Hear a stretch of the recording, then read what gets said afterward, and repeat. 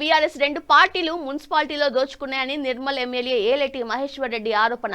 నిర్మల్ జిల్లాలో గతంలో TRS Congress party మున్సిపాలిటీలో దోచుకున్నాయని, ఆ పార్టీని నమ్ముకుంటే ప్రజల్లో నడిట్లో ముంచుతారని వారు మాట్లాడుతూ ఉన్నారు.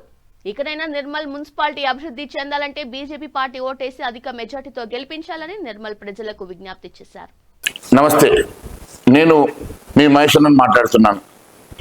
ఇప్పుడు మున్సిపల్ ఎన్నికలు జరుగుతున్న విషయం మీకు తెలిసిందే.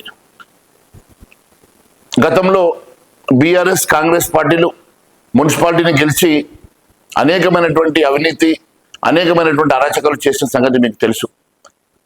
ఇప్పుడు ఆ రెండు పార్టీలు మజ్లిస్తో కలిసి మున్సిపాలిటీని కైవసం చేసుకునే పన్నాగాలు పన్నుతా ఉన్నాయి. అవినీతి అరాచక శక్తులైనటువంటి మజ్లిస్, కాంగ్రెస్, బీఆర్ఎస్లను నమ్మితే మోసపోతాం, గోసపడతాం. నిర్మల్ పట్టణాన్ని అరాచక శక్తుల నుంచి కాపాడే శక్తి కేవలం మీ ఓటుకు మాత్రమే ఉన్నది.